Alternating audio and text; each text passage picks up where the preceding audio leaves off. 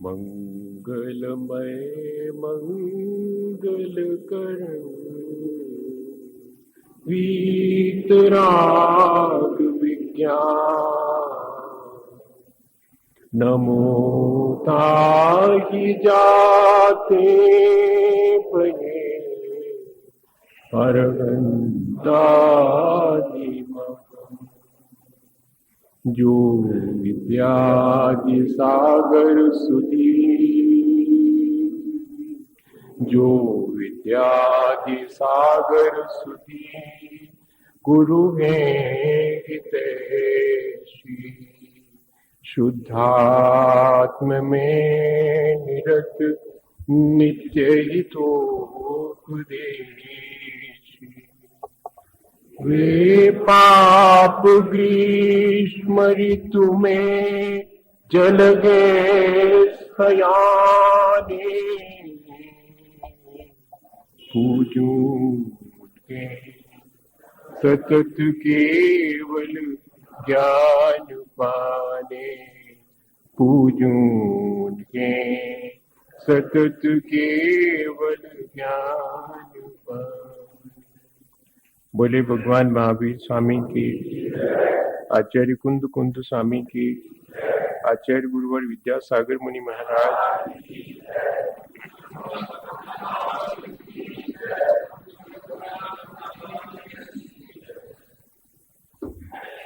हम लोगों ने पिछले दिनों अपने जीवन को अच्छा बनाने की प्रक्रिया पर बहुत प्रकार से विचार किया है और हम लोग अब इस बात पे विचार कर रहे हैं कि यदि हमारे पास बहुत थोड़ा सा ज्ञान है और हम बहुत बड़े बड़े व्रत नियम संयम का पालन नहीं कर पाते हैं, तो यदि हमारे जीवन में भक्ति भगवान के प्रति ठीक ठीक हो तब भी हम अपने जीवन को अच्छा बना सकते हैं। शॉर्टेस्ट यदि कोई वे है, एक बहुत सीधा सच्चा सा रास्ता है, तो वो यही है कि मैं भगवान के प्रति अपनी भक्ति अपनी श्रद्धा को निरंतर बढ़ाता जाऊं। भगवान की भक्ति, विशेष रूप से वीतरागी भगवान की भक्ति, जिनेंद्र भगवान की भक्ति हमारे जीवन को स्वाधीन भी बनाती है। पिछले दिनों हमने बहुत प्रकार से भक्ति पर विचार किया है और कब तक शायद पूरे जीवन भी हम भक्ति पर विचार करें तब भी हम नहीं समझ पाएंगे कि सचमुच ये श्रद्धा और भक्ति की भाषा कैसी है।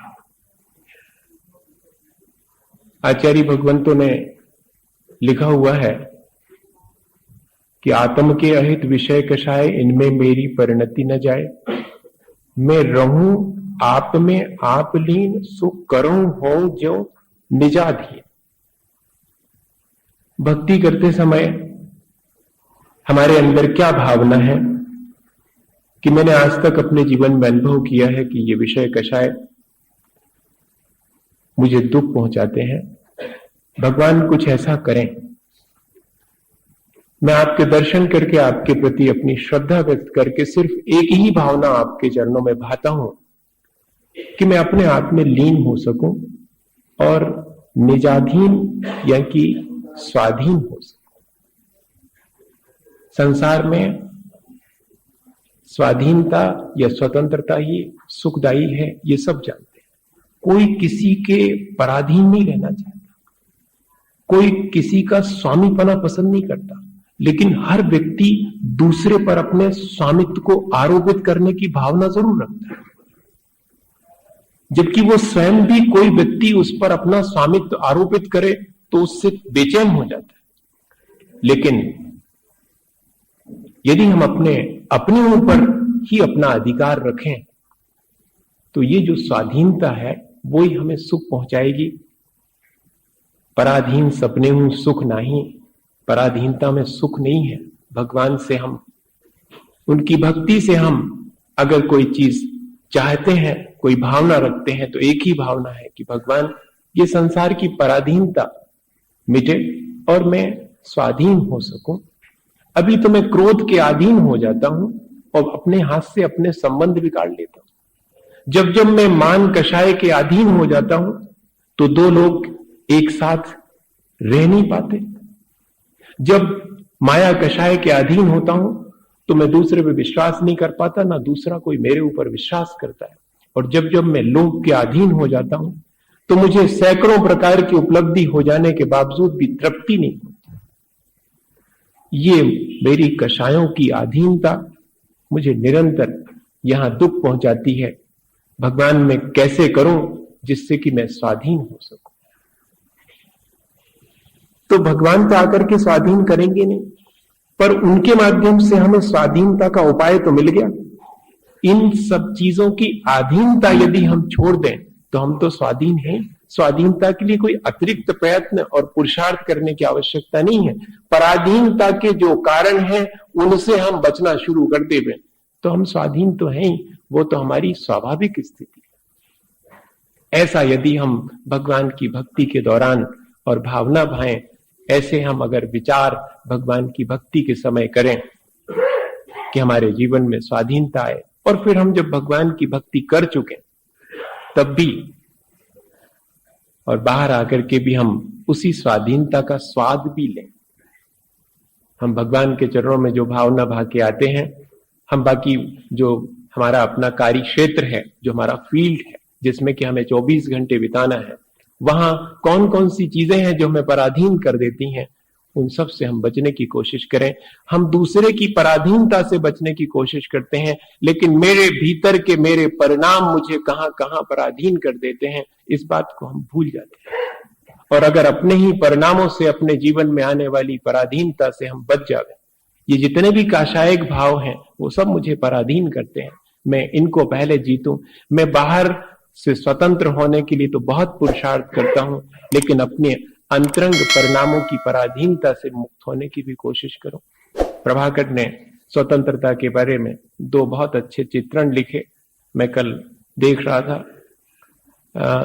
वो कहते हैं कि मैं जंगल में गया और वहां मैंने देखा कि वृक्षों पर बहुत बंदर और उछल कूद कर रहे हैं। कोई बंदर किसी की पूंछ पकड़ के खींच देता है, कोई बंदर किसी को जो है वो धक्का देकर के आगे बढ़ जाता है, तो कोई किसी के कान उमेट देता है, तो कोई किसी को गुदगुदी लगा देता है। तो सब मजे में है क्योंकि सब खुले हुए, वे सब स्वतंत्र हैं, किसी पर किसी का कोई दबाव नहीं है, इसलिए अत्यंत प्रसन्न है। लेकिन वे कहते हैं कि उन्हीं बंदरों को मैंने जब शहर में एक बंद गाड़ी में जाते देखा तो मैं चौंक गया। वे उस बंद गाड़ी में हैं और एक दूसरे को तकलीफ पहुंचाने की फिराक में है, एक दूसरे को नोचते हैं, खरोचते हैं। अगर बेटा जो है माँ का दूध पीना चाहता है तो माँ उसे काट देती है, उसे दुत्कार करके हटा देती है। मैंने उन बंदरों को जंगल में देखा और मैंने उनको एक बंद गाड़ी में देखा, मुझे दोनों में बहुत जमीन आसमान का अंतर लगा। तब मुझे समझ में आया कि स्वाधीनता आनंद देने वाली है, ये जो पराधीनता है वो कष्टकारी है। इतना छोटा सा उदाहरण है और हम अपने जीवन में इससे मैसेज ले सकते हैं। हम खुद देखते हैं इन चीजों को कि जितने हम पराधीन होते चले जाते हैं, हमें लगता जरूर है कि ये सारी चीजें हमारे पास होंगी तो हम सुखी होंगे, लेकिन जितनी हमारी लोलुपता है वो हमें जितना पराधीन करती है उससे ज्यादा और कोई चीज पराधीन। एक बार गुस्सा आकर के 5-10 मिनट में खत्म हो जाता है। थोड़ी किसी के साथ छल कपट कर लो तो भीतर भीतर लगने लगता है कि अब छोड़ो नहीं तो पकड़े जाएंगे, सो छल कपट छोड़ देते हैं। अहंकार थोड़ी देर को घेरता है, सो अहंकार के अधीन होकर के और थोड़ा बहुत सम्मान की आकांक्षा कर लेते हैं या दूसरे का तिरस्कार कर देते, लेकिन वो भी ज्यादा देर नहीं चलती। ज्यादा देर चलने वाली चीज है, 24 घंटे चलने वाली अगर चीज है, गुस्सा नहीं चल सकता 24 घंटे। 24 घंटे चल सकता है हमारी अपनी आसक्ति, हमारा अपना लोभ। सबसे ज्यादा अगर हमें पराधीनता है तो एक ही चीज की पराधीनता है, ये चाहिए, ये चाहिए, ये चाहिए, सब चाहिए और दिन भर चाहिए, 24 घंटे चाहिए, सोते जागते हर अवस्था में चाहिए। और ये अधीनता नहीं समझ में आती, लगता है कि ये सारी चीजें होंगी तो मुझे सुख मिलेगा, लेकिन ये सब अपने हाथ से अपने आप को पराधीन बनाने की प्रक्रिया है। हम जितना अपने इस लोभ को कम करते चले जाएंगे, जितना हम अपने इन कषायों को मंद करते जाएंगे, उतने हम स्वाधीन होते जाएंगे। भगवान की भक्ति हमें स्वाधीनता सिखाती है। आज हम अपने उतने सारे भक्ति के विचारों में एक विचार और डाल लें कि आज हमने सीखा कि हम धीरे धीरे करके भगवान की भक्ति से अब हम पराधीन नहीं होंगे, अब हम स्वाधीन होने का उपाय करेंगे। हम भगवान से मांगते हैं कि हमें ये चीजें दे दो, हमें ये चीजें दे दो। अब हम विचार कर रहे हैं कि ये चीजें लेकर के करूंगा क्या, ये तो और पराधीनता का उपाय हो जाएगा। मैं तो भगवान के सामने भक्ति करते समय यही कहूंगा कि मेरी ये पराधीनता आप ले लो, मेरी पराधीनता हटाओ, मैं सब चीजों को छोड़ करके अपने उस स्वाधीन स्वभाव को महसूस कर सकूं।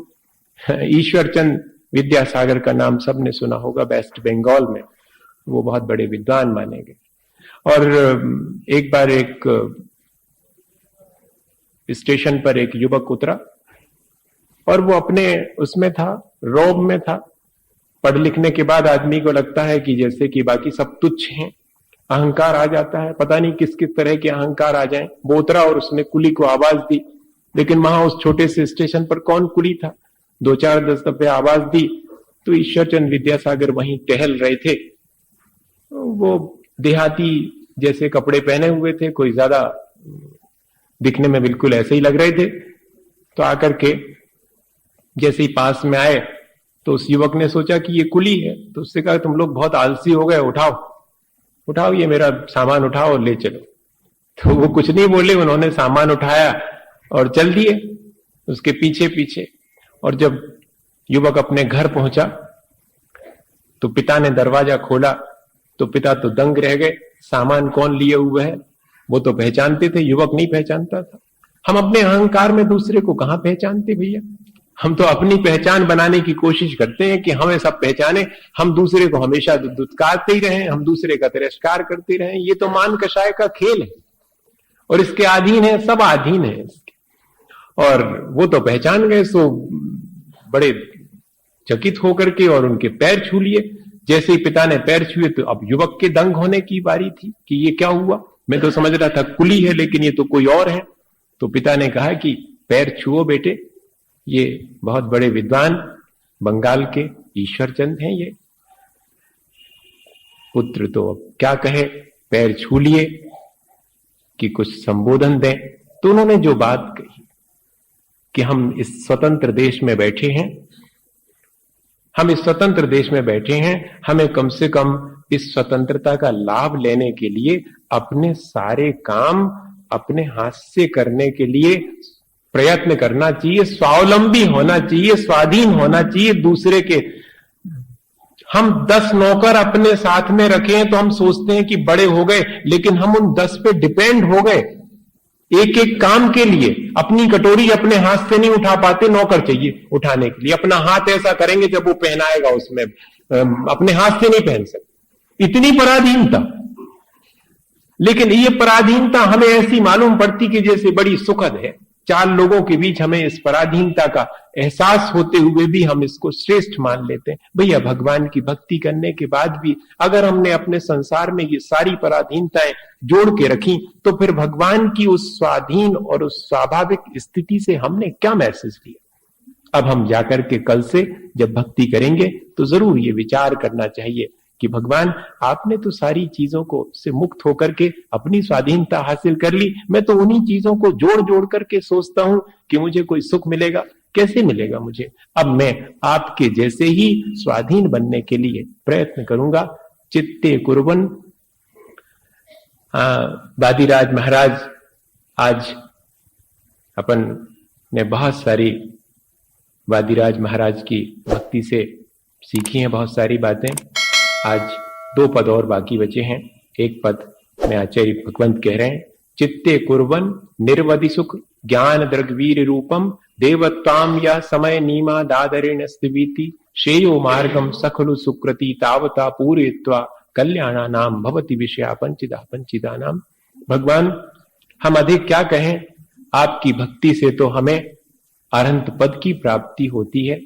कल्याणा नाम भवति पंचिता नाम, 5 कल्याणक को प्राप्त करके तीर्थंकर पद को भी प्राप्त किया जा सकता है। ऐसी सर्वोत्कृष्ट स्वाधीनता हे भगवान आपकी भक्ति से एकमात्र, आपकी एकमात्र कह रहे हैं और दूसरी चीजें नहीं कह रहे। श्रेयो मार्गम सकलु सुकृति तावता पूरित्वा कल्याणा नाम भवति विषया पंचिता।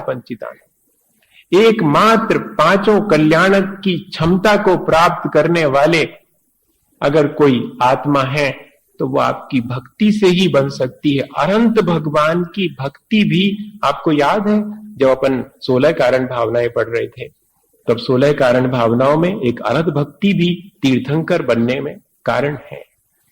और वही बात यहां पर वादिराज महाराज कह रहे हैं कि अधिक क्या कहें, आपके जैसी अनंत अवस्था, आपके जैसी स्वाभाविक और आपके जैसी स्वतंत्र स्वाधीन अवस्था हम उतनी ऊंचाई भी पा सकते हैं। भगवान की भक्ति से हम और कुछ ना मांगे, हम तो भगवान को ही मांग ले कि हे भगवान आपके जैसे बन जावे, इसीलिए हम आपकी भक्ति कर रहे हैं। अनंत भगवान की दो विशेषताएं हैं, वे सर्वज्ञ हैं, सर्वव्यापी हैं, सर्वमान्य हैं। क्या ये क्वालिटी हमारे अपने जीवन में धीरे धीरे करके नहीं आनी चाहिए? सर्वज्ञ होने के मायने क्या है? जो सबको जानते हैं, है ना? लेकिन अपने आप को जाने बिना सब कुछ जान लेना व्यर्थ है। ऐसा कहो कि वे अपने आप को जानते हैं, इसलिए सबको जानते हैं। और मेरी अपनी गाफिलता यह है कि मैं दुनिया भर को जानने के प्रयत्न में हूं, अपने आप से वाकिफ नहीं हूं। मैं अपना आमना सामना करने से कतराता हूं, मैं दूसरे का सामना करने की तैयारी में हमेशा रहता हूं। और भगवान मुझे निरंतर ये कह रहे हैं कि अपने आप को पहचानो। उस अनंत पद को पाने के लिए अपने आप की पहचान होना बहुत जरूरी है। यदि हम ये मैसेज भक्ति के द्वारा, भगवान की भक्ति करते हुए ले लें कि भगवान आपने सारे समाधान पा लिए।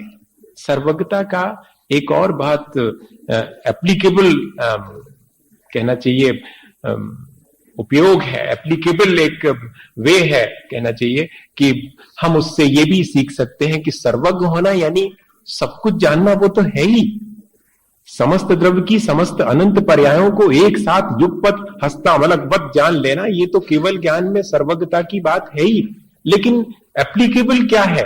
हम अपने आप को जाने और समाधान पा सके। हमारी जिंदगी में हमने इतने प्रश्न और इतनी उलझनें खड़ी कर ली हैं कि हमारा जीवन कहीं कोई गुत्थी सुलझा ही नहीं पाता है। अपने ही जीवन के समाधान हम नहीं पा पाते हैं। दूसरे के जीवन को समाधान देने के लिए जरूर उत्सुक हैं हम। तुम ऐसा कर लो, तुम्हें ऐसा करना चाहिए, मुझे क्या करना चाहिए, मेरे जीवन में कितनी उलझनें हैं, मुझे कैसे सुलझा लेनी चाहिए, मुझे कैसे समाधान हासिल करना चाहिए। ये प्रयत्न हमें करना चाहिए। भगवान की भक्ति के दौरान ये भावना आए कि अब ज्यादा उलझूंगा नहीं, अब ज्यादा जिंदगी में प्रश्न नहीं खड़े करूंगा, मैं अब जिंदगी में समाधान ढूंढने की कोशिश करूंगा, मैं अपने आप को पहचानने की कोशिश करूंगा। एक चीज तो हम भगवान अनंत की भक्ति से, अगर भगवान के जैसा बनना चाहते हैं तो बनने की शुरुआत करने के लिए तो ऐसे ही करना पड़ेगा। और वे सर्वव्यापी हैं और सर्वमान्य हैं। हम कुछ ऐसा करें जिससे कि हम भी सर्वव्यापी बने। सर्वव्यापी बने मतलब सबके हृदय में रहें। सर्वव्यापी बनने का मतलब ये नहीं है कि सब जगह उपस्थित रहे, नहीं, कोई भी कहीं भी चाहे वो मेरी उपस्थिति को फील कर सके। क्या ऐसी स्थिति बन सकती है? अनंत दो चीजें हैं। हम अपने जीवन को ऐसा बनाएं कि हम कहीं भी रहें लेकिन सब जगह हर आदमी हमें फील करे, हमारी प्रेजेंस को। और इतना ही नहीं, हम भगवान की प्रेजेंस को हर जगह फील करें, कर सकते हैं। हम दुकान में बैठे हैं और भगवान की प्रेजेंस को फील करें तो बेईमानी नहीं कर पाएंगे, मुश्किल हो जाएगा। बेईमानी करते हैं यानी उन क्षणों में हम अपने भगवान को भूल जाते हैं, हम अपने स्वभाव को भूल जाते हैं, ऐसा कह लो। जिन क्षणों में मेरा मन बेईमानी करने का होता है, जिन क्षणों में मेरा मन दूसरे के साथ चीट करने का होता है, छल कपट करने का होता है, लोभ करने का होता है, वे सारे क्षण ऐसे हैं जिनमें हमने भगवान की प्रेजेंस को फील नहीं किया। भगवान सर्वव्यापी हैं, सब जगह उपस्थित हैं, मैं फील तो करूं, मेरे भीतर भी है वही भगवत्ता मेरे भीतर है जैसी कि अनंत भगवान के भीतर। ऐसा यदि हम विचार करें और उनको हर जगह अपने साथ रखें। हमने तो मंदिर तक भगवान को सीमित कर दिया है और हमने तो ताला भी लगा दिया कि देखो हमारे साथ मत आ जाना, तो गड़बड़ हो जाएगी। क्या करोगे वहां बाहर? हमें कितनी दुकान में काम करना रहते हैं और कहां कहां तो घूमना पड़ता। धूप में हमारे साथ कहां घूमोगे? यहीं बैठो, हम आएंगे सुबह, जल भी डालेंगे और अर्घ भी चढ़ाएंगे और पूजा भक्ति भी करेंगे। आप भी खुश, अपन भी खुश। क्या को आप इंटरफियर करो हमारे कामों में? हमने उनको वहीं पर सीमित कर दी, जबकि हमें उनकी भक्ति करके उन्हें अपने साथ लेकर के निकलना था बाहर कि मैं अकेले इस संसार में कहीं भी भटक जाऊंगा, आप साथ में रहना, आप साथ में रहना, आप संभाले रहना। भक्ति में तो यही प्रक्रिया बननी चाहिए। भगवान को हम अपने साथ लेकर के और बाहर निकले हैं संसार के बीच ताकि हम भटक ना सकें, हमें उनकी प्रेजेंस हमेशा फील होती रहे। यही उनका सर्वव्यापी बना, यही उनका सर्वमान्य बना है। और दूसरी चीज, भगवान की एक क्वालिटी होती है जिनेंद्र भगवान की, कि उन्होंने अपने शत्रुओं को जीत लिया। बताइए, शत्रुओं को जीत देने का मतलब क्या है? कि सारे शत्रुओं को समाप्त कर दिया? शत्रु को समाप्त करने वाला तो अच्छा नहीं माना जाएगा। शत्रुता को जिसने समाप्त कर लिया हो वो अच्छा माना जाएगा। शत्रु यहां कौन है? हमारे भीतर अगर शत्रुता है तो सब शत्रु हैं, और हमारे भीतर अगर मित्रता है तो कोई यहां शत्रु नहीं है, सारे के सारे मित्र ही हैं। हमने अपने भीतर की, भगवान ने शत्रुओं को समाप्त कर दिया। इसके मायने क्या है? कि अब उनका कोई शत्रु नहीं रहा, सब मित्र हो गए।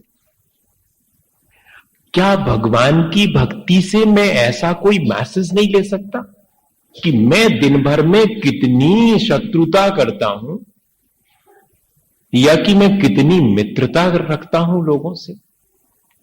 मेरे कितने मित्र हैं, कितने शत्रु हैं, ये नहीं, मेरे भीतर कितनों के प्रति मित्रता है, मेरे भीतर कितनों के प्रति शत्रुता है, द्वेष है, इसका विचार कर लें हम।